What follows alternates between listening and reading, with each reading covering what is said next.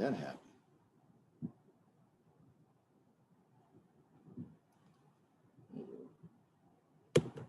Get in there. Get rid of that. Oh, cancel.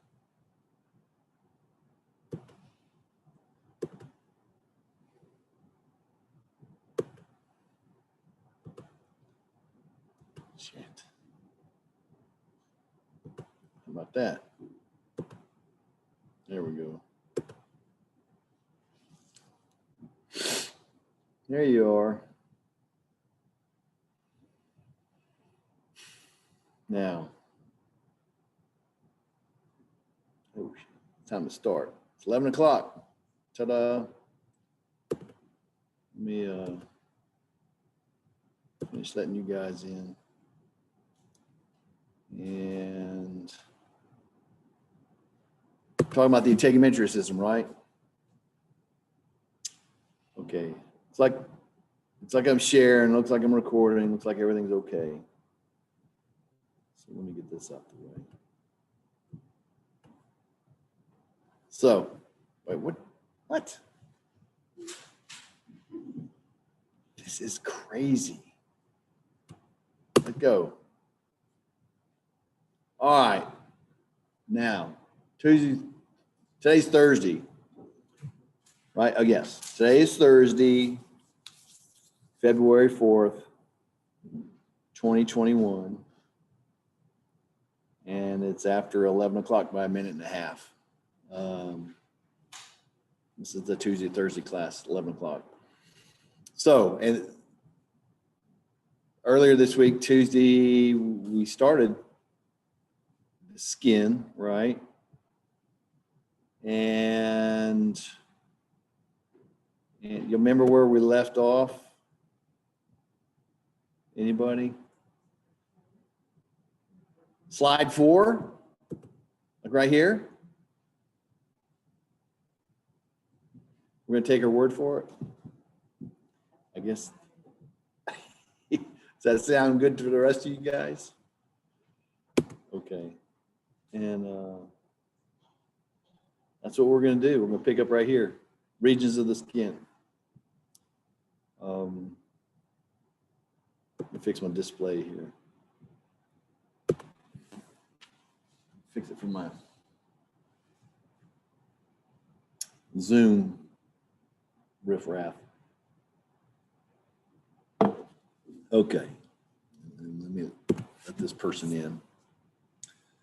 So the integumentary system, we kind of started with an overview of the system. Now we're going to get into characteristics of the cutaneum and then the accessory structures, etc.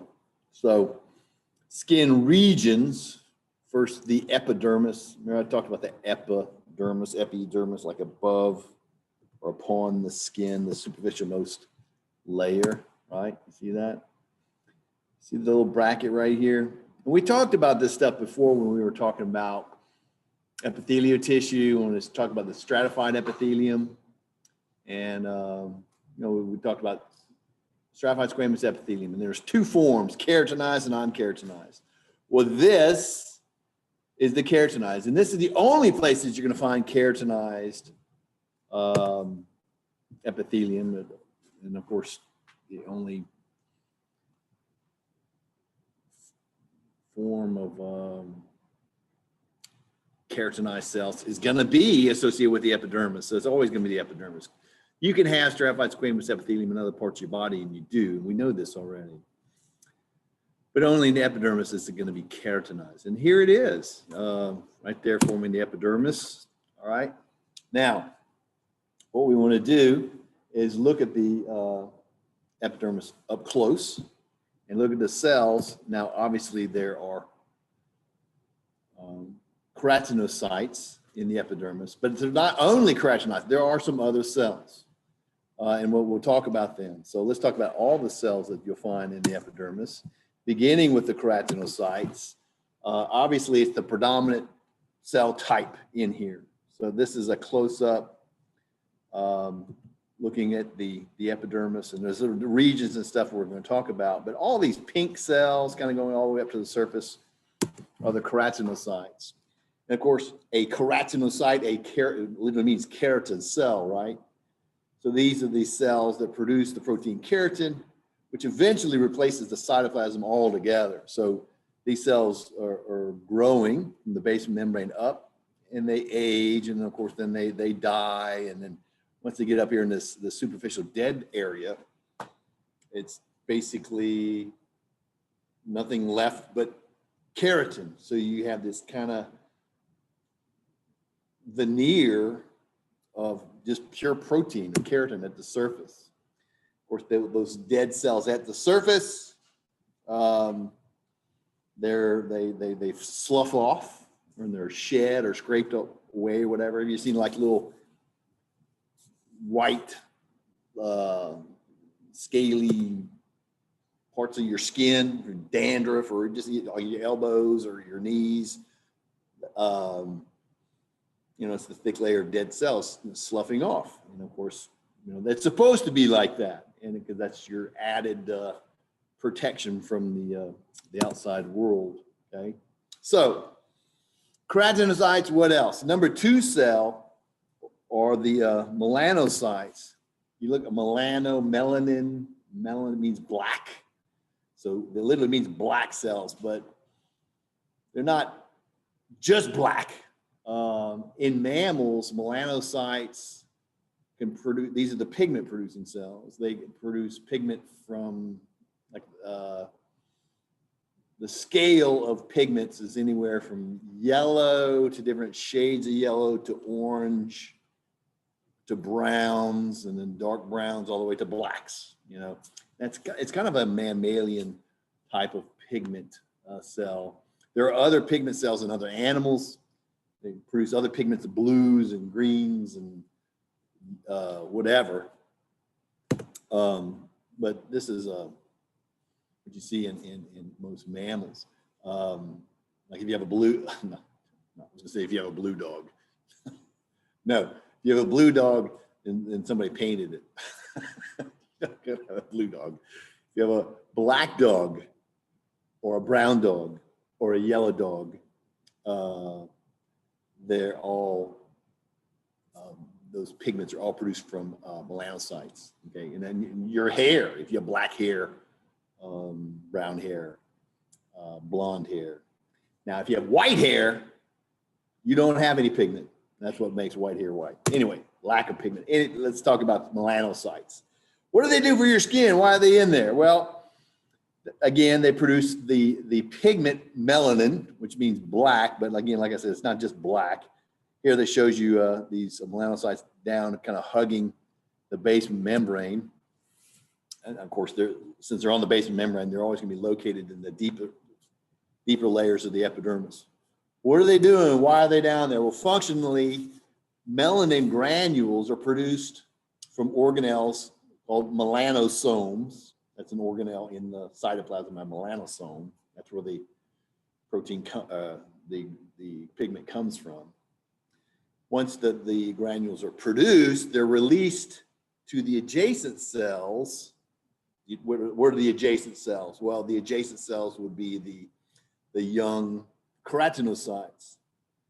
And the young keratinocytes, what are they doing? Well, what did I tell you the keratinocytes do? They divide and they grow and they head up towards the surface, right? And then they eventually die, and et cetera, et cetera. Well, these young keratinocytes, they're mitotically active, and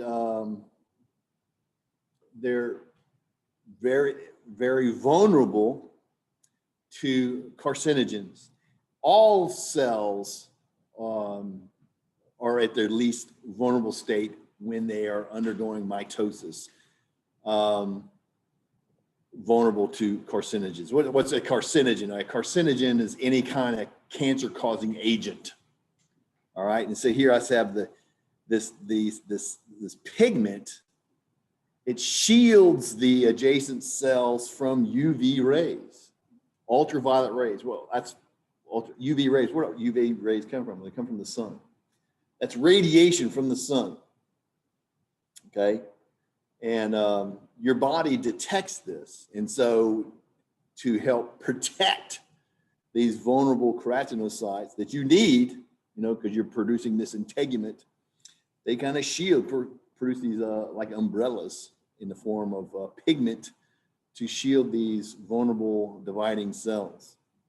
There's anything can cause, or just about anything can be a carcinogen, but most of us know that radiation is carcinogenic, different chemicals, so on and so forth. What happens is why are dividing cells so vulnerable? Well, the DNA is concentrated in the form of chromosomes. And so if it is skewered, basically, we call it skewered by a carcinogen, it's going to wreak more havoc, disrupting the DNA molecules than it would if the molecules weren't all concentrated. Okay, that's just widely known. The most vulnerable cells are the cells that are dividing. So your body kind of knows this, and so it's to protect them. Okay, so the young cells. So there you go. Isn't that sweet? You got some little big brother cells kind of hanging out, helping the young dividing cells there. So that's why you have pigment, protect against the sun. I mean, we've known this, don't really think it's your body's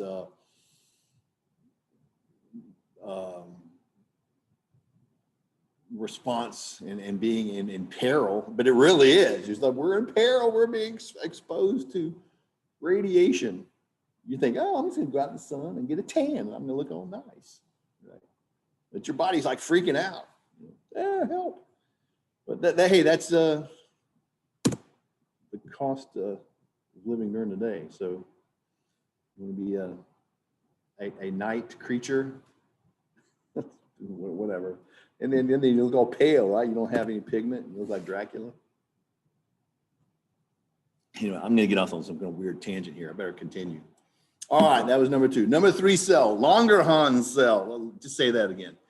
Pronounce it with me. Langerhans. That's a name, somebody's name. That's the old eponym. Your book calls them dendritic cells. Remember I told you about dendritic or dendrite or dendrology? It means tree, right? Or branching. So a dendritic cell, is that a dendrite like on a neuron? No. The word dendritic just means branching. Dendrite means small branch. Dendrology means the study of trees. So what are these? Well, if you look, like right here, this blue one, and that's just the artist's rendition that made it look blue. But it looks like it has little branches sticking out or branching like. What the dendritic cells are, Langerhans cells, that's what I like to call them with the old school name. I define them as the star-shaped, so I guess they're kind of star-shaped, phagocytic cells produced by red bone marrow. In other words, it's a macrophage. Remember the monocytes? This is one of those monocytes that became a macrophage. Left circulation via diapedesis. Remember all that? So here you go. One of your monocytes become a Langerhans cells. And basically what they do, they leave circulation. They creep along in the epidermis and look for foreign invaders. If the skin is breached some kind of way, if it's got a cut or scrape or whatever, it goes through and then looks for bacteria or anything else, something foreign invaders, and it's going to eat them and it's going to destroy them, your body's defense, right? They're located in the deeper layers of the epidermis. Like I described, they're to protect you. And you'll see it hanging out around the living layer right there. Okay, and then number 4, I think this is our last one. Merkel's cells. Again, that's the eponym named after somebody, Dr. Merkel. But your book likes to call them tactile cells. Nobody wants to give anybody credit anymore. I guess it's not politically correct to honor some individual by naming something after them. They don't do that anymore. It's tactile, it's more descriptive. Tactile, tactile, I said, in touch. You look way down here, here's Merkel's cells hanging out right here. and it's hugging the basement membrane right there. Here I tell you that these guys are associated with nerve fibers as a mechanoreceptor. They're sensory touch receptors. They're underneath them. You can see a dendrite. Here they call it a sensory nerve ending. Remember, neurons have axons and dendrites, and the dendrites are the receptive area, and they're stimulated by something. Well, here it's the tactile cell that stimulates it. Here I say that it's located at the epidermal-dermal junction. Basically, that's another way of saying the basement membrane, where the epidermis and the dermis interface, right? So it's right there on the basement membrane.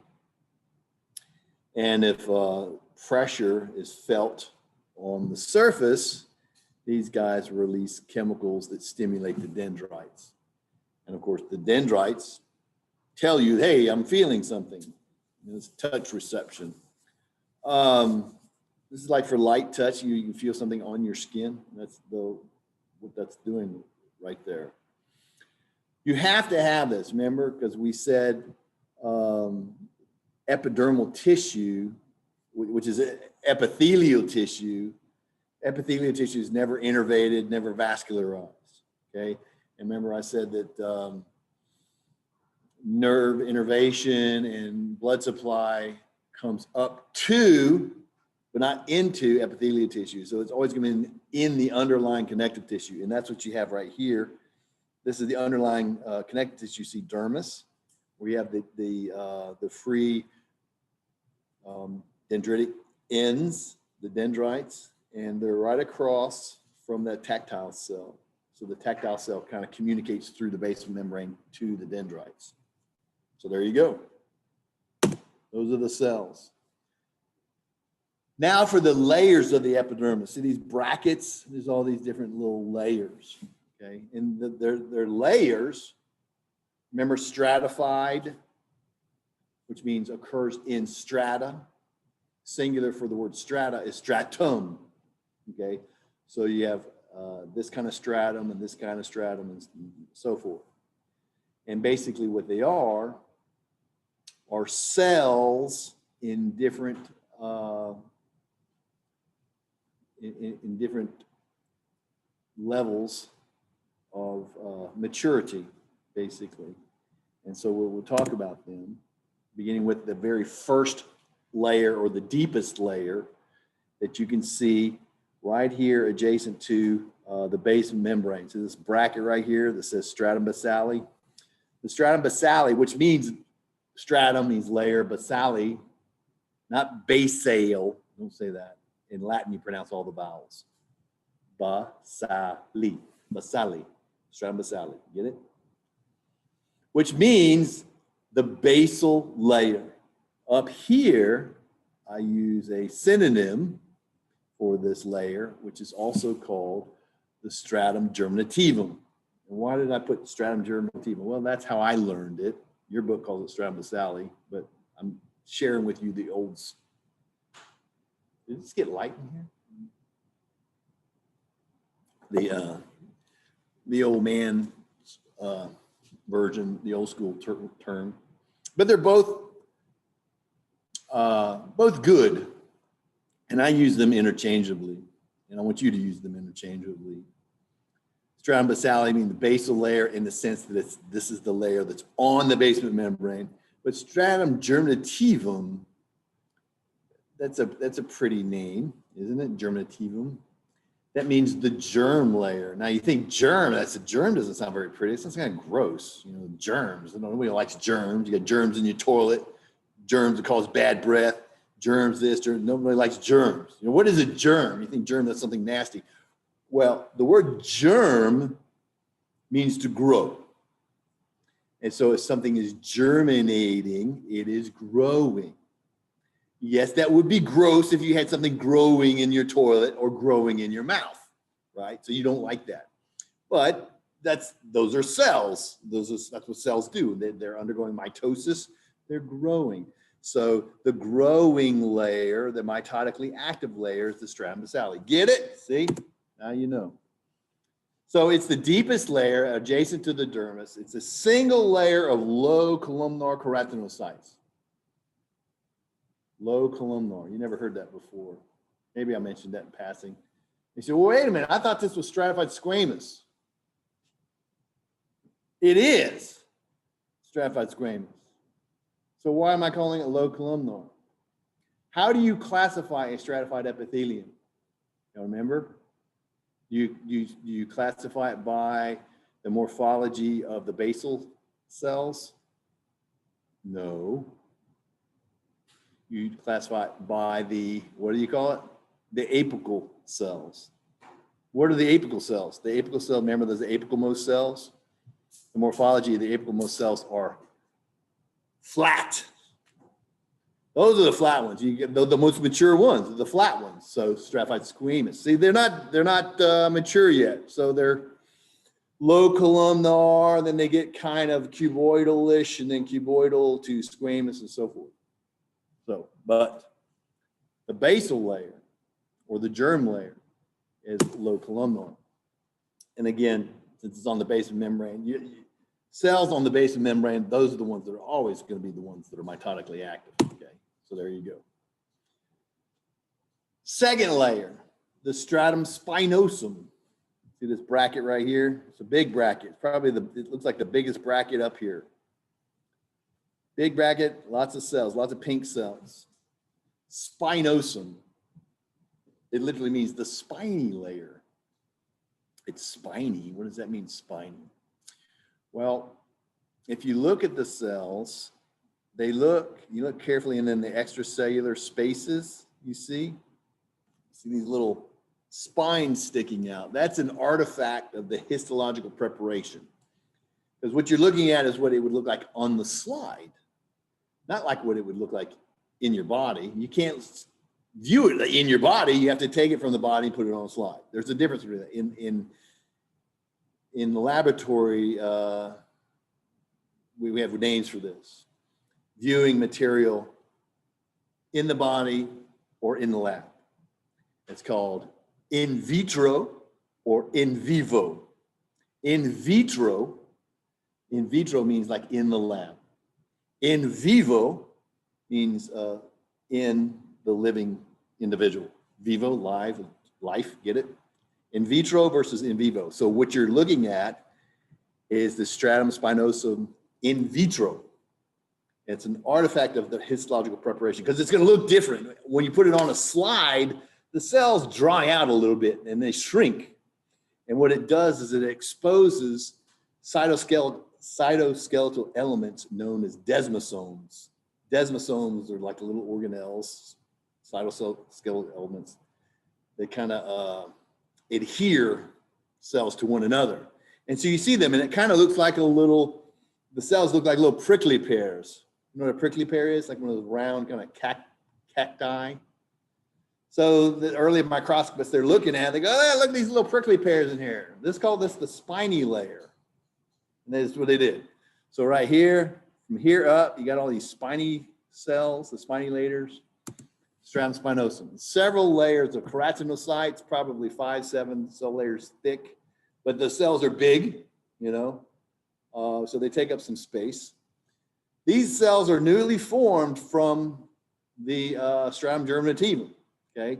And so they're made, and they're like young, ready to go, fully functional keratinocytes. So in the stratum spinosum, this is the region that's known as the site of keratinization. So the cells are the keratinocytes. They're making keratin, okay? Now, the stratum spinosum is also the last of the living layers, okay? There's only 2 living layers, the stratum basale and the stratum spinosum. Everything superficial to this would be dead or dying, okay?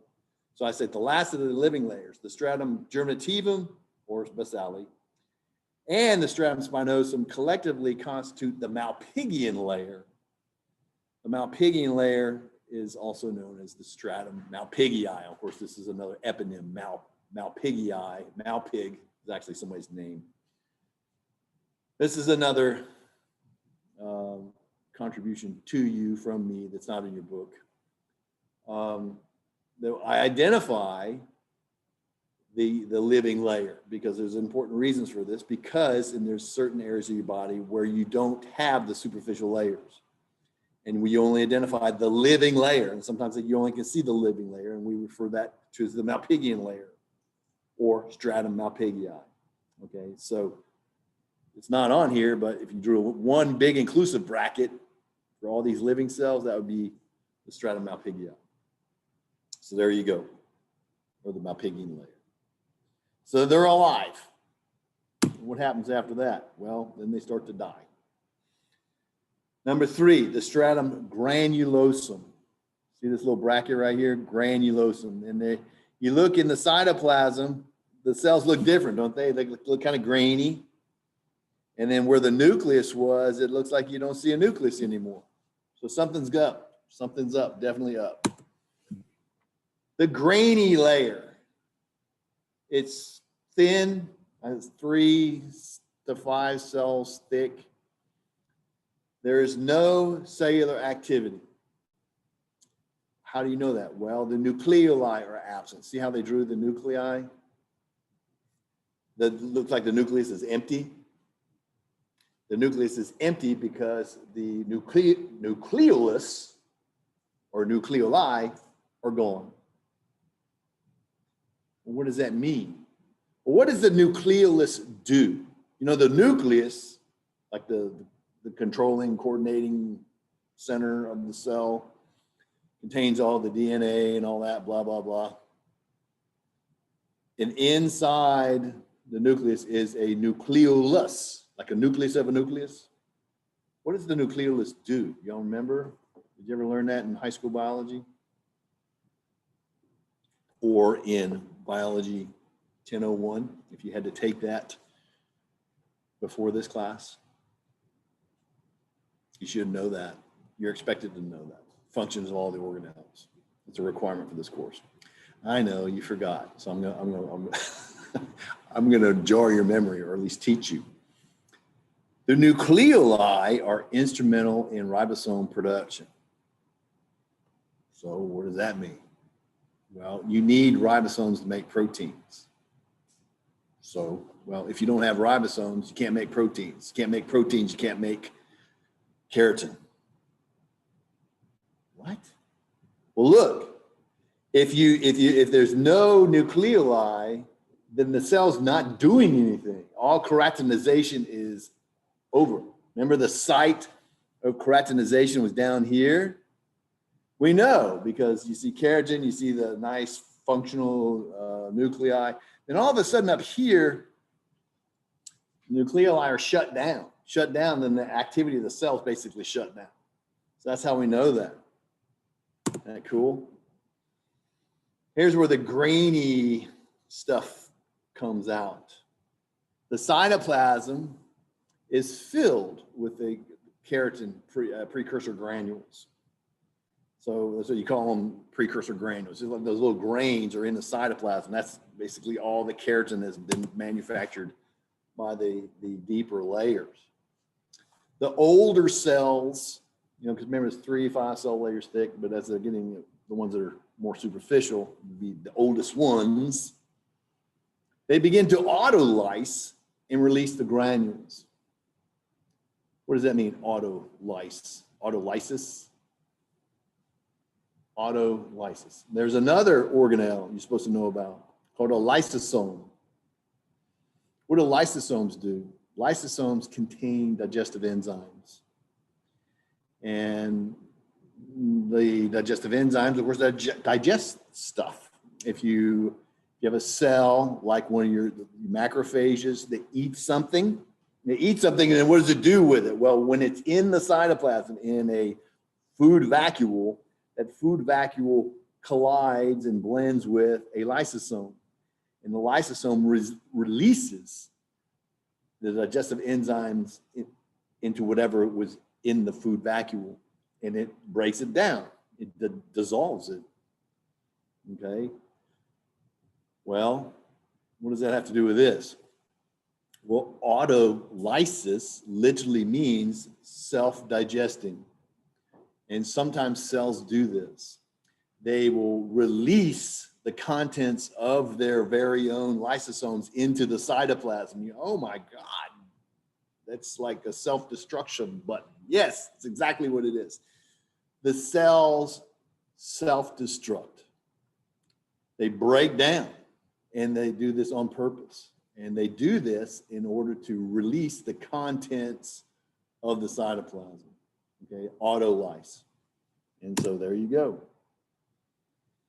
The layers become tough and waterproof due to the presence of the protein, okay, and impermeable due to the presence of this protein that's there now. It becomes, impermeable to most foreign materials. So you got this kind of layer of like Thompson water seal, you put Thompson water seal on your deck, to keep out the foreign elements, or you wax your car, Why do you wax your car? Well, it's to keep dirt and water and stuff off. It kind of repels stuff. And so this is kind of like your body's built-in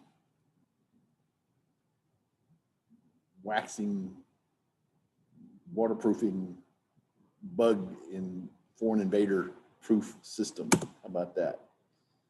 Now, so that's all going on in the stratum granulosum. Now, this next layer, kind of a special layer, called the stratum lucidum. See this little bracket right here? And it looks all white right there. You see that? The stratum lucidum, lucidum. And I have shining layer, lucidum. What does that sound like? Lucy? Does it sound like something familiar? Something shining, Lucy. Y'all know who the angel of light was or is or whatever? The angel of light has a name, but he didn't stay an angel very long. He was demoted. What was his name? He was originally the angel of light. Lucifer. Lucifer, that's right. Yeah, Lucifer was the angel of light. Lucifer was like a good angel until he got too cocky. And then God kicked him out of heaven and he had to go in hell and blah, blah, blah. Everybody knows the story, or if you don't, then take a Bible class or something. I don't know. But anyway, stratum lucidum means the Lucifer layer. Oh my God, it's evil. Oh, I'm scared. No, Lucifer means the shining one. So shining. So the word Lucifer or Lucy came before the devil, at least in our language. So the shining one. Why are they called the shining layer? Well, look at it. It looks like there's nothing there.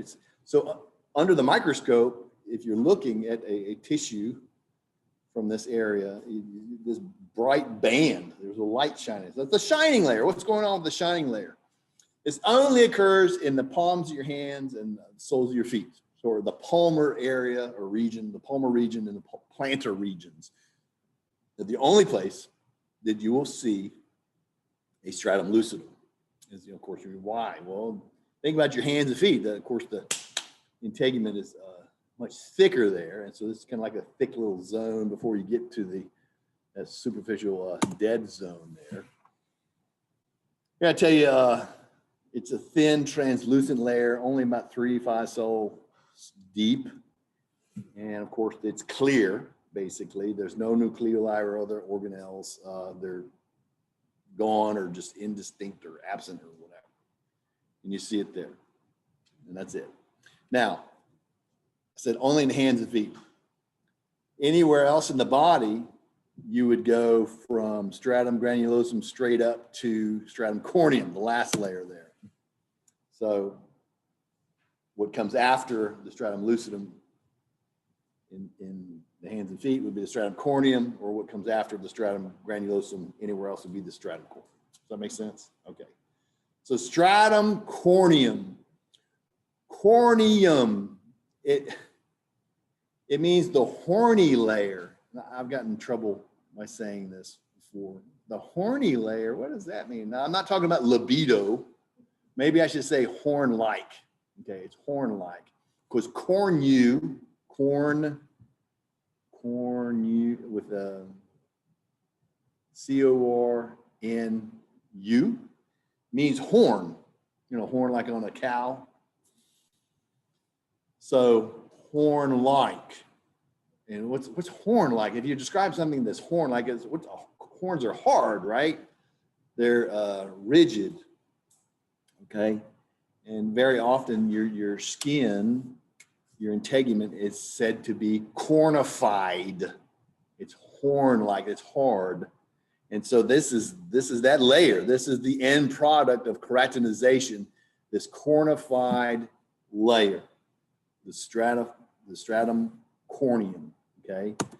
So it's the superficial most layer, several cells thick, although the bracket isn't that thick, but the cells are flat, very, very thin, very, very flat. Think of 20, 30 cells deep, very thin, clear, very scale-like. Of course, they're all dead.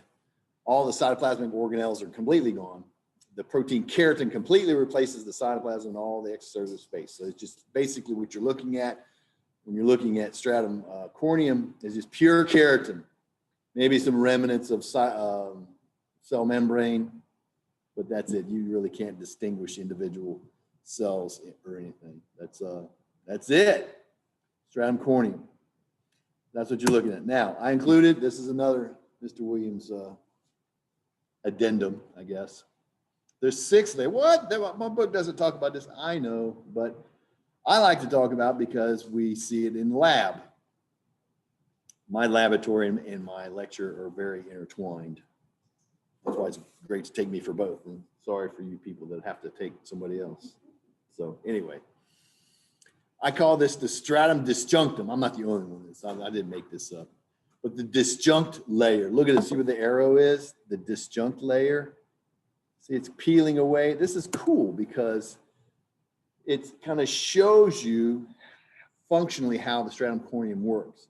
So technically, the stratum disjunctum is a sublayer of the stratum corneum, all right?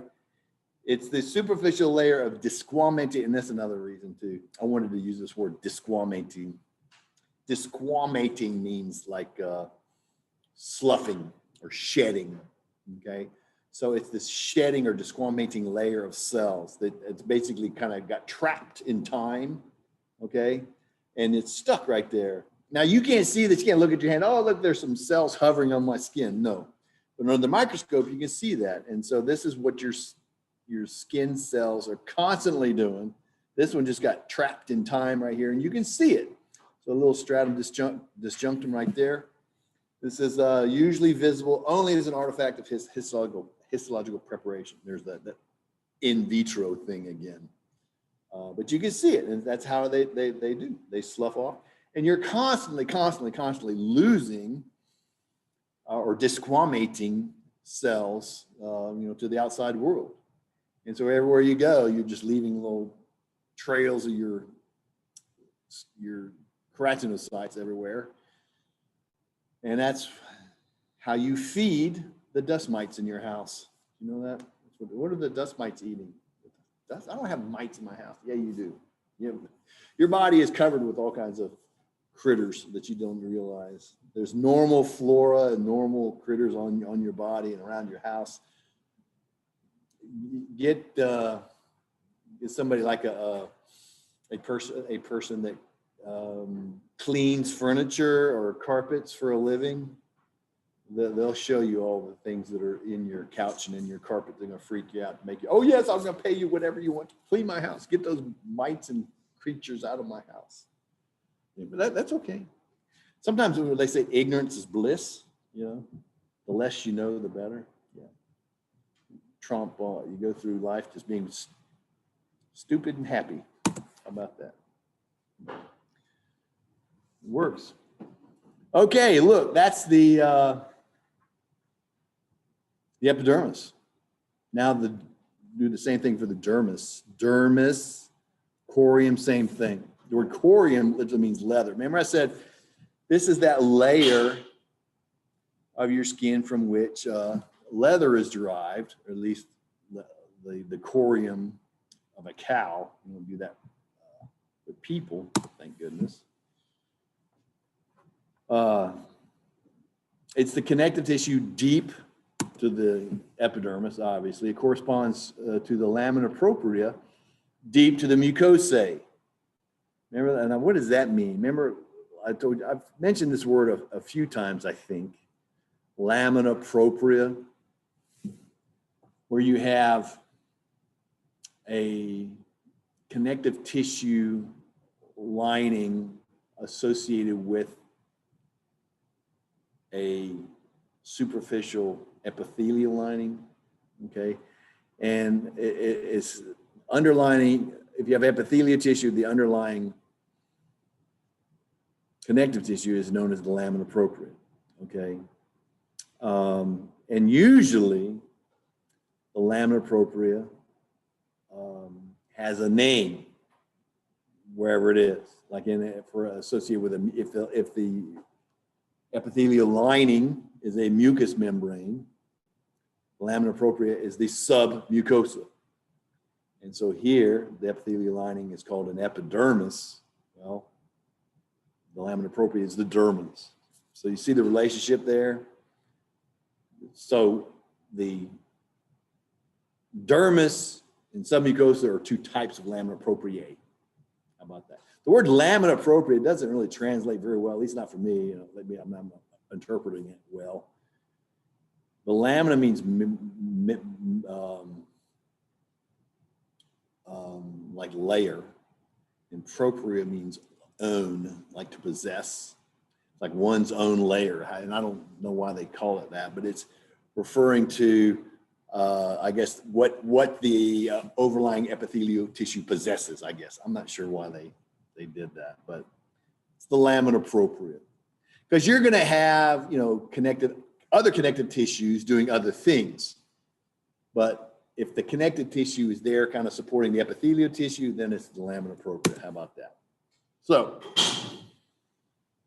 epidermis and dermis. Remember, the epidermis is stratified, you know, stratified squamous, all that. Well, the dermis is also stratified, all right? And we haven't really talked about stratified connective tissue. Again, Mr. Williams is going to do it. I'm going to tell you about stratified connective tissue. Stratified in the sense that there's two layers that we identify associated with the dermis. The first layer, see my little, you see this little box, a little inset right here, and then there's a little box right here. All of this, of course, this is the skin, this is the epidermis, see this reddish layer? That's stratum malpighi. Remember the malpighian layer? And up here is the stratum corneum up here. So living layer, dead layer. Right here, it's blue. Looks just like this is also blue, but this blue is darker blue than this. And this is lighter. Light blue, dark blue. Malpighi, the papillary layer, the reticular layer. So what is that? It's the papillary layer. The little box right there at the top. It's a thin layer of areolar connective tissue. Remember, again, I told you the only difference between areolar connective tissue and dense irregular connective tissue, this stuff versus this stuff, is the proportion of collagen fibers. All the blue you see in there is collagen. You got a whole bunch of collagen here, but not a lot of collagen here. And that's true. Areolar has collagen, but not a lot, not compared to the dense stuff. All right, so there you go. The papillary layer. The word papillary, papillae, means has papillae. These little bumps you see right here, a little bump there, a little bump there, big bump, and another little bump. Those are called dermal papillae, okay? Here I tell you the papillary layer forms dermal papillae, which contain dermal capillaries for thermal regulation. Now you got these little bumps sticking up everywhere. You have areolar connective tissue. You invest loose connective tissue in areas that you need space for something. In this situation, you need space for blood vessels, specifically capillaries that are going to be up in these little bumps or papillae. or papilla means nipple. I guess to the early anatomists, these look like little nipples sticking up.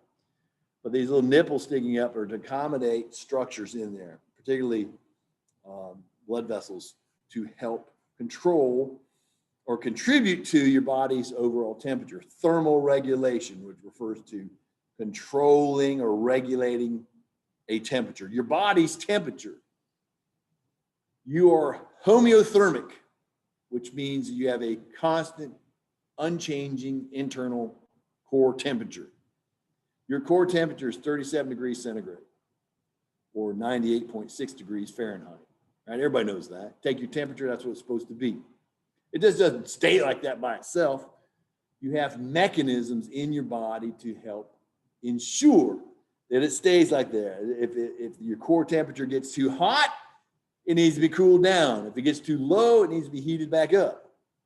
So how does this thing? Well, there's all kinds of mechanisms. This is one of the mechanisms that helps contribute to controlling your body's temperature, dermal capillaries. If your core temperature is elevated, it's getting above 37 degrees, blood is piped to your dermal capillaries. And it engorges these papillae. Okay, so blood gets in here, and you can see this, particularly if you're lighter complected. If you're out, in the summertime cutting the grass and you're getting hot, you start sweating and whatever, and your complexion changes, doesn't it? What color does your skin turn? If you're like pale person, how do you look? You look hot. What color do you look? Red. Red.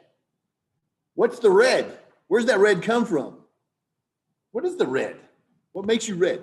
Blood. Blood makes you red. That's blood filling these dermal capillaries. It is your body's attempt to shunt that heat's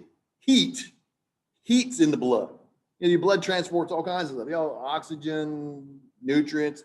It also transfers heat. It pipes that heat to your extremities, your skin to the outside, and it's your body's attempt to lose that heat by radiant heat loss. You have something that's hot, like a hot pan.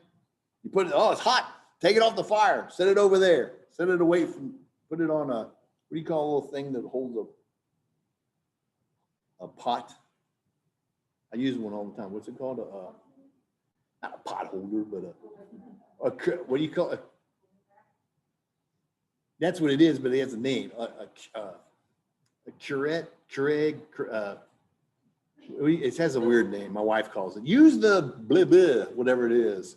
Anyway, you put it on there and it cools down, doesn't it? It cools. It loses heat by radiant heat loss. There's different ways you transfer heat. Well, anyways, it's your body's attempt to do that. And you can see that. Now, just the opposite occurs in a cold situation. Say like you're outside and it's cold. You don't look red anymore, do you? What color does your skin look now? It's not red, it's paler, right? Why is it pale? Well, your body diverts blood from the dermal capillaries. Because if it went up there, it would take that warmth that's inside and cool it out. It doesn't want to do that. So it keeps it inside, away from your skin. That's why you look pale. That's why dead people look the way they look. God, you look dead. You have no color. Your heart's not beating when you're dead, right? So you don't have blood going to your skin. And you look dead.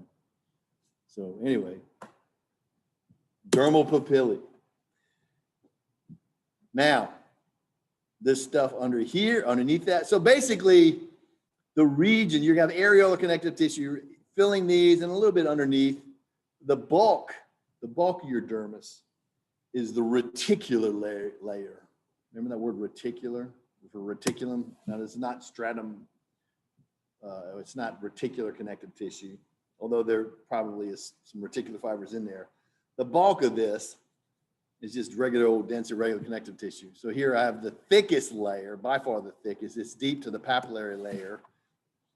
It contains dense irregular connective tissue. This is the true like leather portion. When you're looking at leather, you're looking at the reticulum of the skin, the reticular layer of the dermis. Okay. Anything else? Yeah. In the reticular layer, that's where you would find, you know, the blood vessels that are supplying the capillaries and so forth. Other things will be in there as well: nerves, glands, hair follicles, etc. There are other accessory structures associated with the skin, typically are found in the reticular layer. So how about that? So epidermis, dermis, and then number 3, the hypodermis. Remember, the hypodermis is also the subcutaneous tissue, or sometimes you can use the word superficial fascia. Now, fascia, we'll talk more about that later when we talk about tendons and so forth. But superficial fascia just refers to the connective tissue surrounding usually like muscles. Okay, so these are all could be used interchangeably: superficial fascia, hypodermis, subcutaneous tissue. It's all referring to this layer underneath the skin.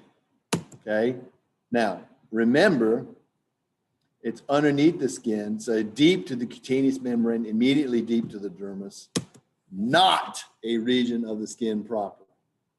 So what's it for? Why is it there?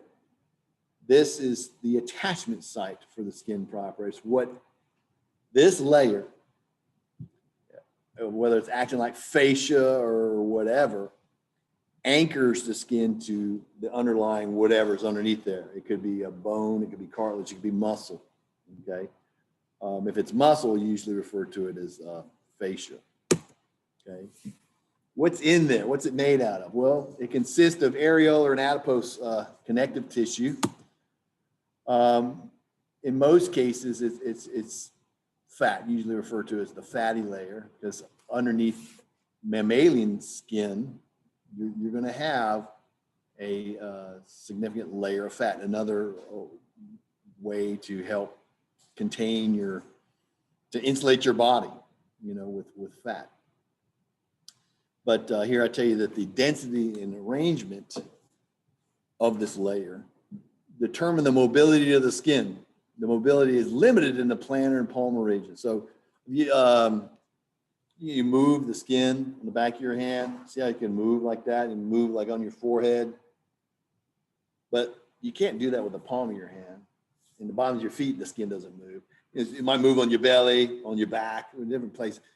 How does it move? Well, it's all attributed to the hypodermis. How much connective tissue is in there? Okay, wow, how easily it can move. Of course, there's fat cells. They usually, not always, but fat cells, adipocytes in there. So here I tell you, the adipocyte deposition is predetermined. In other words, before you're born with a set number of adipocytes. Okay. The number of adipocytes is established before birth. The size of these cells is acquired. So you're like, oh, you know, I was thin when I was little and I got fat when I got older. Fat as a kid or thin as a kid or whatever. You don't gain fat cells. The adipocyte stores lipid, okay? And it's there. It just stores so much. You store a little bit, you store a lot, and it's kind of how fat or thick you are. If you're going to store more lipid, the cell actually expands, and then you store more lipid, all right, like that. If you acquire more lipid, it takes time. You know, it's some work to get fat. You know, and you go, oh well, you get fat over time, and then well, I'm going to go on a diet and lose all this weight, and you lose it. It takes some time to lose the weight, but once it's off, you know, your lipids kind of drain down out of your adipocytes, but that potential volume is still there. That never goes away. So that's why it's always easy to gain the weight back just like that, because you can get fat real quick after that. So anyway, that's kind of a sidebar. Anyway, the adipocytes in the hypodermis. Any good reason for this? Well, we kind of talked when we talked about functions of adipose connective tissue. And I said it serves as a thermal insulator, a mechanical insulator. Yeah, that's associated as subcutaneous fat. Okay, because you can have adipose connective tissue in other parts of the body that's not associated with the hypodermis. But in the hypodermis, it serves as a thermal insulator and mechanical insulator to insulate against mechanical trauma. That's why you have a fat butt. What? Yeah, why do you have all this adipose connective tissue in your butt? Well, it's so you can sit down. That's why I was complaining about my butt earlier. I was sitting too long. I guess my butt's not fat enough. Needs some more cushion. But yeah, it's in areas that need to be cushioned, because if you didn't, I mean, sitting down, humans sit too much, I think. There was a study that I heard about how we weren't designed to sit. But almost everybody nowadays, when they work, whether you're working wherever or you're a student, look, everybody's sitting. I'm the only one that's standing. And I bet you're watching me on your butt, aren't you? There's nobody standing up watching me, is there? Everybody's sitting. We're not, according to the study, we weren't designed to do that. We got to stand. So now they make workplaces where your desk you're standing. You see that? You get your desk and you can stand up all day. That would, I think, kind of suck. Maybe it should have an option. Whatever.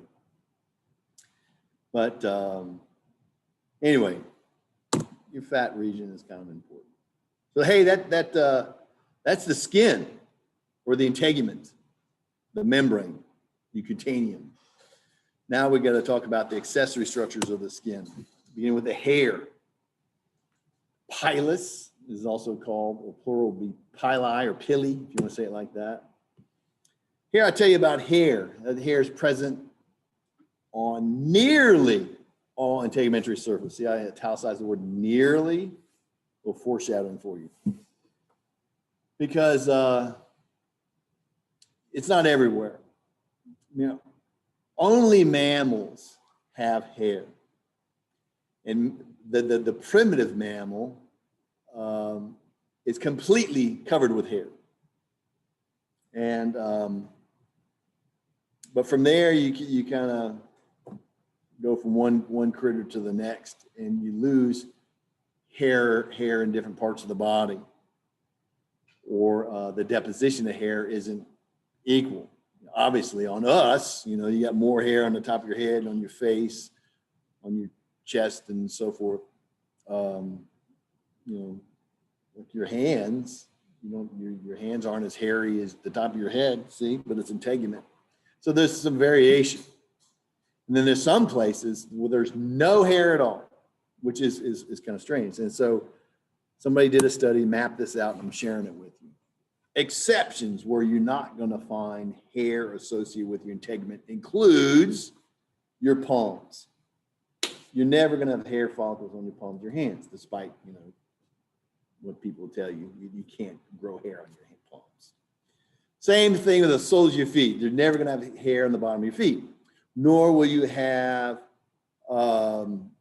hair growing between your digits laterally, between your toes, between your fingers, no.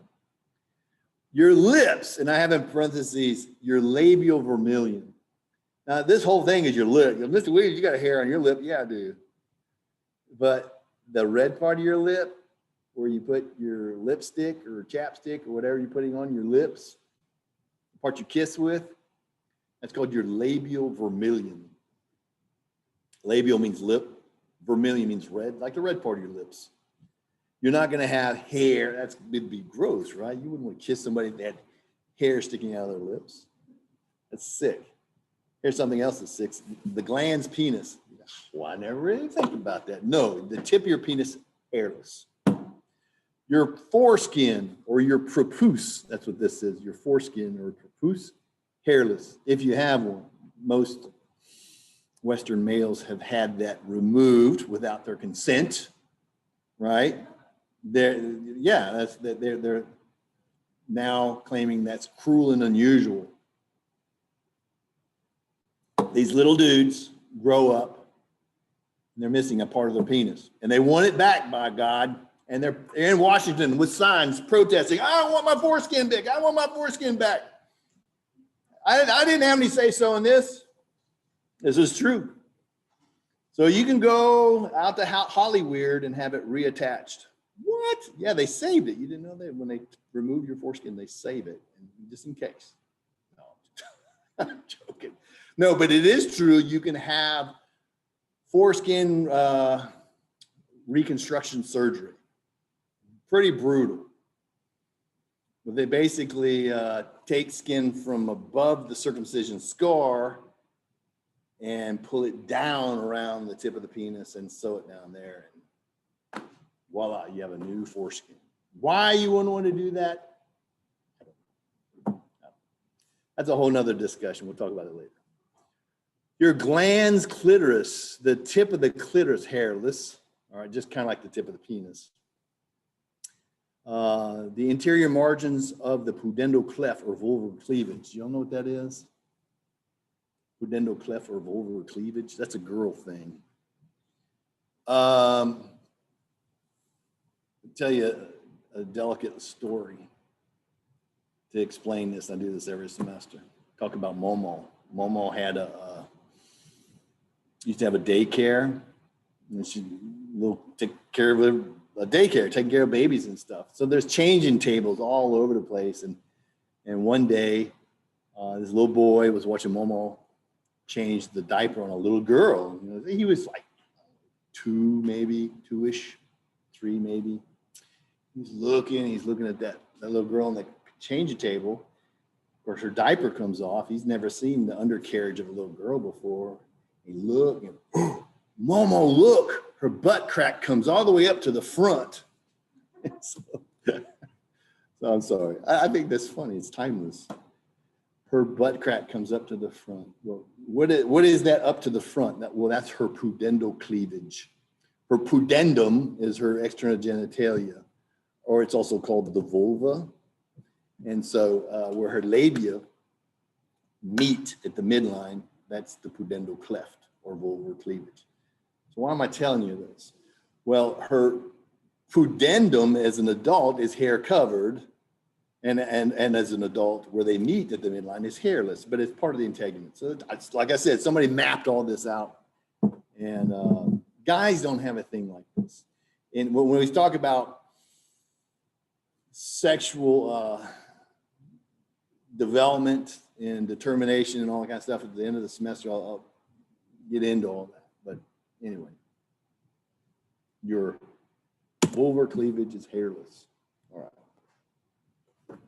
So types of hair. You recognize what this is? Can you see fingers? What's the guy touching?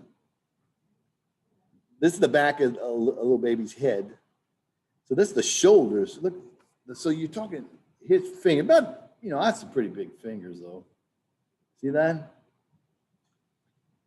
The back is about that big. You see that? So is that a normal newborn child with your shoulders about that big?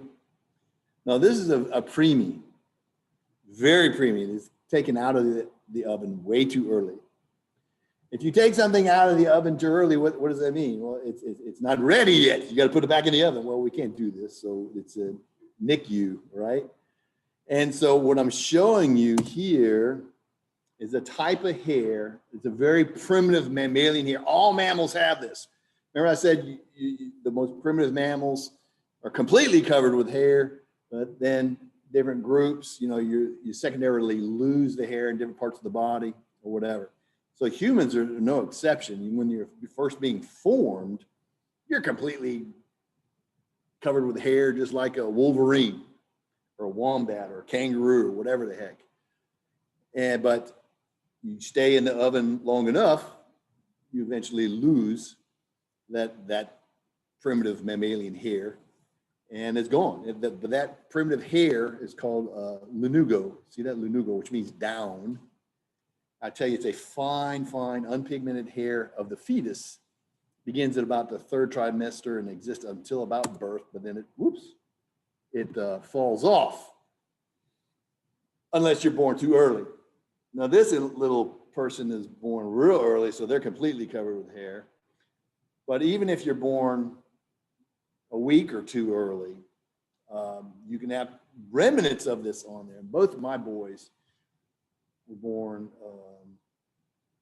early, 2 or 3 weeks or something like that, and they had lanugo, like, I think, no, it was on their ears and neck, and it's kind of freaking my wife out. She said, I said, it's going to fall off. Don't worry about it. It's lanugo, and it happens. And then this is an individual here.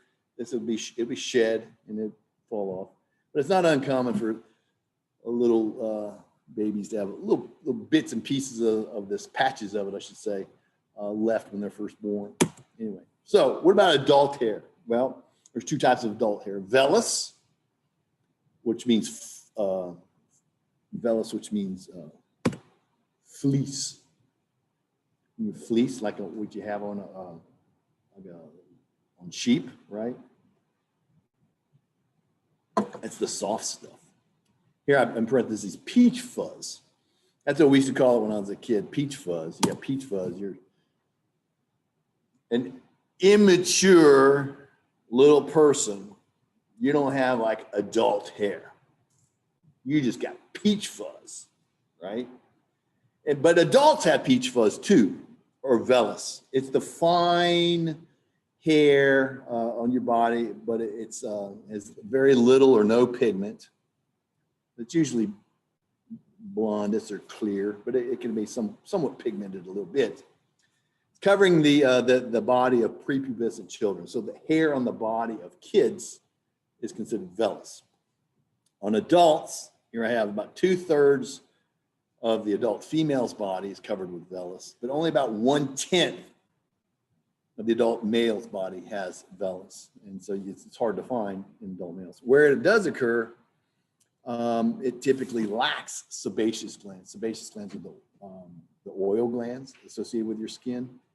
You don't have that, okay? The terminal hair, that's the other hair. Terminal means like the end, like you're done. You're done growing, you're fully grown, you're sexually mature, you have terminal hair, okay? The terminal hair is different. This is the usually heavily pigmented and coarser hair that's present on adults. What you have on the top of your head, your scalp, your beard, your chest, your eyebrows. You notice that the eyebrows change in kids that go through puberty. You know, they might have little thin, little delicate eyebrows. Then they like eyebrows, so, you know, when they're noticeable eyebrows, they're going through puberty. And then they have hair that starts appearing in other parts of their body too. But also your eyelashes, you know, your pubic hair, your axillary hair, the hair that grows underneath your armpits, all terminal hair.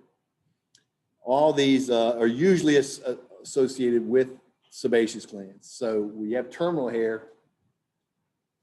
Your sebaceous glands, with the oil glands, are connected to the hair follicles. Remember we talked about endocrine glands and exocrine glands, the duct glands and ductless glands. Well, many of your sebaceous glands, we'll see, they kind of use the hair follicles as their duct. Because remember, the duct carries the secretion to the surface. Well, the hair is going to the surface. And so what it does is it kind of taps into the follicle, and the secretion is delivered to the surface by way of the follicle. But we'll look at that, okay? So a little bit about the anatomy of hair. What's hair made of?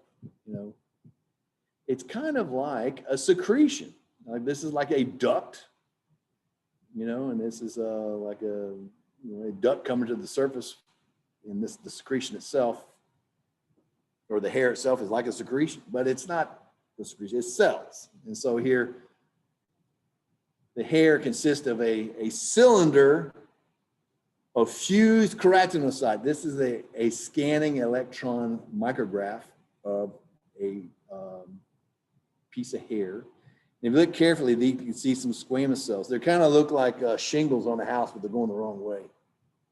See, but it's like that on purpose because the keratinocytes that are in the follicle are going the opposite way. And so what they do is they kind of ratchet together. And so that kind of holds the hair in the follicle. Okay. You know what I'm talking about? Ratchet. That kind of interlocks like that. And so it holds without that, the hair could come out of the follicle real easily, but now it takes a little bit of tug to pull a hair out and you can feel it, right? That's just one little hair, but you got to grab a whole bunch of hair.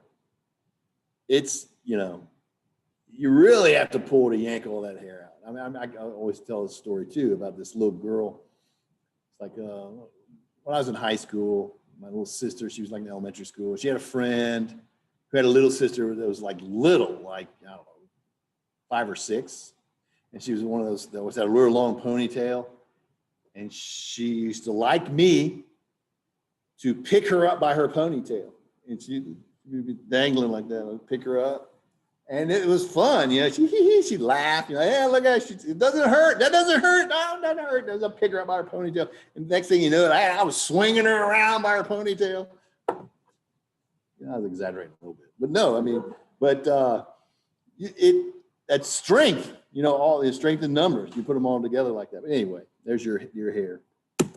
It all forms in the follicle. Now the follicle itself, remember I told you where the follicle, folly means bag, and it's creates the hair or produces the hair. Here I tell you the follicle extends from the surface of the skin into the dermis, as deep as the hypodermis in some regions of the scalp. So just deeper, longer, okay? The base of the follicle, that's the bulb. See, that's kind of swollen, the bulb, hair bulb. In the bulb, that's where you have the mitotically active hair-forming cells that are down there making the hair. They're like that on the base membrane, they're producing hair and they're growing out towards the surface. That's how your hair grows. The newly formed cells push the older ones towards the surface, like I explained. The portion of the hair within the follicle is the root. The root of your hair is everything that's surrounded by skin. So like from here down to here is root. All this is root. Root here, it's all root. And then what's eventually out of the follicle, what you can see at the surface is the shaft. So the hair shaft is just everything extending from the follicle at the surface. Nutrients are supplied to the developing hair cells from dermal capillaries entering the base of the bulb through an invagination of the dermis as a hair papillae, or hair papilla, I should say. Remember up here, you had dermal papillae? Remember the little nipples that come up right here? I said, what are they for? Remember I told you? Thermal regulation, blah, blah, blah. Remember all that? And I said, there's capillaries in there. See that? Look down here. There's a little dermal papillae here, but we call it the hair papilla. And it's there to accommodate these little blood vessels. You have little blood vessels up here too. They just don't show you. But here, those little blood vessels are there not to control temperature. That's not what they're doing. Here, the capillaries are to supply nutrients to the developing hair cells in the bulb, okay? That's very typical. In areas where you have a lot of growth, you're going to have a good blood supply. And that's how the word cancer got its name. Did y'all know that? Cancer. Before the disease, what was cancer? Does anybody know? What was cancer before it was a disease? They still kind of use this today, if you're into it. What am I talking about? What's cancer? I'm Cancer. Did you know that? I'm Cancer. It's a sign of the zodiac. What is it, though? Like Taurus is the bull. Gemini are the twins. Cancer is the crab. Did you know that? Cancer is the crab. Cancer means crab. Did you know that? So why do they call the disease crab? They don't say crab, they call it cancer. Well, when tumors form, it was like when medicine was early, and they're trying to investigate this kind of stuff. When tumors are forming, remember you have the cancer, you have the uncontrolled growth and proliferation of genetically mutated cells. So they're growing. Your body supplies blood to it, okay? And so it becomes vascularized. And so tumors would look like a crab, like a solid, like a crab with the body, and then the little legs coming off of it. The little legs coming off of the tumor were blood vessels. And so that's why they call it cancer, because up to the, the early positions, it looked like crabs. So that's just driving home the point that, yeah, in areas that you have a lot of growth, you can have a blood supply. So there you go. Okay. You have a root hair plexus. You see these, the nerve fibers, these hair receptors, okay? The root hair plexus consists of nerve fibers surrounding the exterior of the follicle that functions as a touch receptor in detecting hair movement. You got hair on your arm, you barely touch it, or your wrist, or wherever, the back of your neck, you barely feel that. There's nothing living in the hair. But the hair moves, that shaft moves, and it moves the root, and the root is moving in the follicle, and that's detected by the root hair plexus. So you can feel it. Gives you just sensory reception of the outside world. Feel like a little bug or a critter crawling on your leg, So you shouldn't shave your legs, right? Because you need that hair to feel stuff crawling on your leg. That'd be kind of strange, wouldn't it? I think I can encourage people not to shave their legs.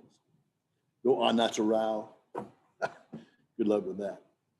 There's also the erector pili, or I like to call it the piloerector muscle. Either way, piloerector muscle or the erector pili is a little strip of smooth muscle inserting obliquely on the exterior of the follicle. Its origin is on the epidermal junction, so it comes down like this and inserts right here on the follicle. Why does it do that?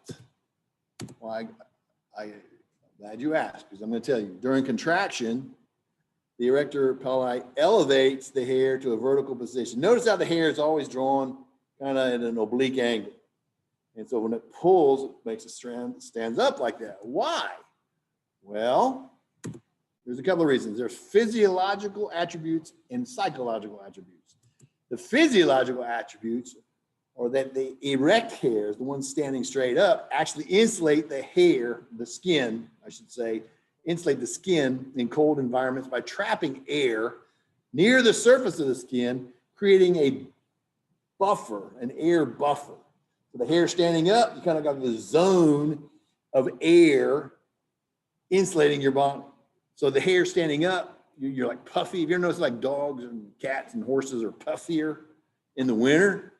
Because they're trapping air around them to help insulate against heat loss, right?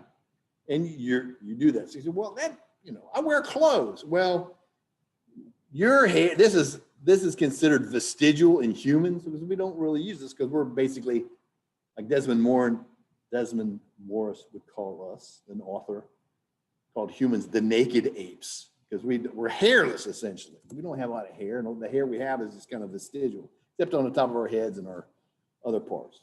What are the psychological attributes? Well, it aids in survival. I'm showing you a picture of a cat. What? That's pretty primitive, isn't it? How is it going to help the cat survive? Well, the cat looks like that. It looks pretty non-threatening, doesn't it? But if I scared the cat, if I was like a big pit bull or something and I wanted to eat that cat and all of a sudden the cat looked like this, everybody's seen a scared cat, right? The scared cat's hair stands up. I call that the scaredy cat response. The piloerector muscles are responsible for the scaredy cat response. Why? Does it help the cat survive? Well, yeah, it could. Because cats, when they're scared, they get big, right? And they get big like that to hopefully change the mind of their aggressor, right? You scared the cat and it looks like that. And so I might not want to eat it if it looks like that. Now, it could be the scaredy cat response or the bad dog response. Because dogs do this too, but they don't do it when they're scared, do they? They do it when? when they're mad. You're seeing the ridge stand up on a dog's back when he's gonna gets mad. You should see my dachshund when her little ridge stands up on her back. She's so cute. I said, who are you gonna scare? You little baby weenie dog. So you're not scaring anybody. Well, she got that ridge, boy. She got that ridge on her back standing up, and it makes her think she's big and bad. It aids in survival because if you look more threatening, you can avoid confrontation. And if you can avoid confrontation, you can avoid injury and death. Right? So that's why we do that. The humans do this well. It's kind of, we've all experienced this. If you got like goosebumps, if you're cold or you're scared, you watch a scary movie, oh, the hair stood up on the back of my neck. Or I got the chills, I got the frissons, right? Like that. That's your body's kind of leftover attempt to try to do this kind of stuff, but we don't do that anymore. Anyway, so next time, I'm out of time. Nails. Okay, today's Thursday. I got to finish this Tuesday of next week is your practicals. Now, does anybody have a practical Thursday of next week? Somebody does. I do. My students do. I teach a lab on Thursday. I don't have any Thursday lab students in here. I do. I'm in your lab on Thursday.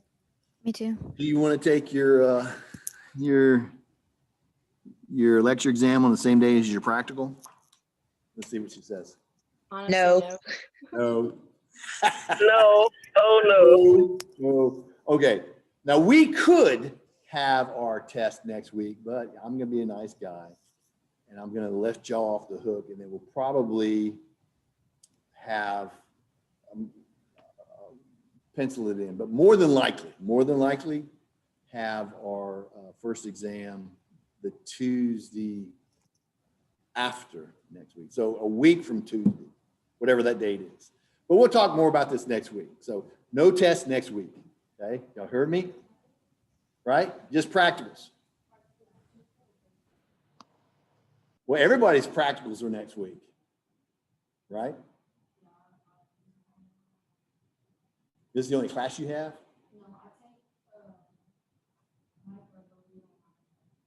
You don't have, okay. But you don't take anatomy lab?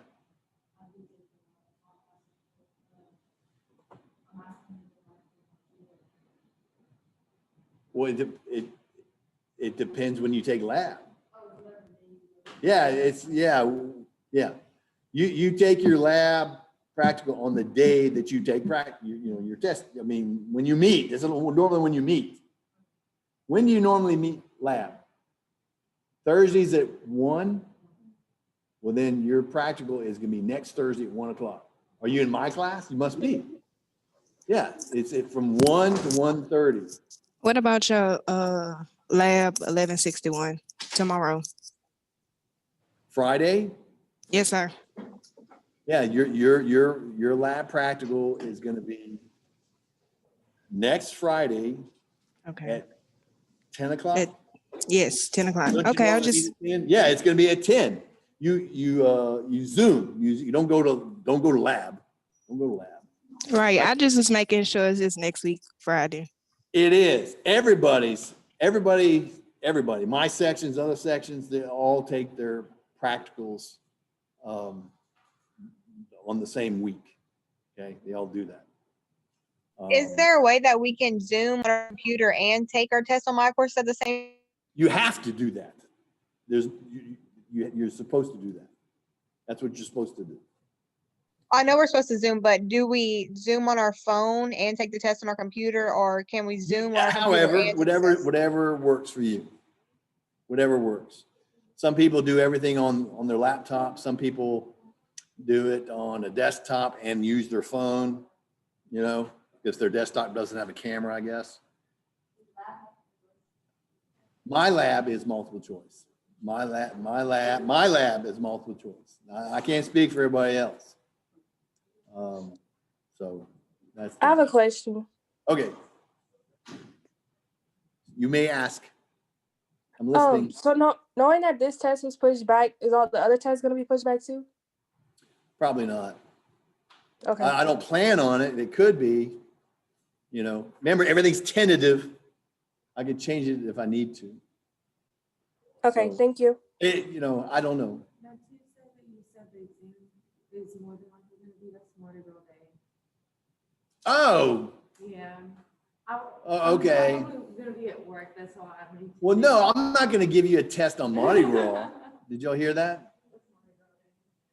What she then- said? She said that Tuesday we were talking about, the Tuesday after next, is Mardi Gras. So y'all gonna put down your put down your beads and your king cake and take an anatomy test on Mardi Gras? Yes. Yes. You're crazy. Should be canceled anyway with COVID. Oh yeah, right.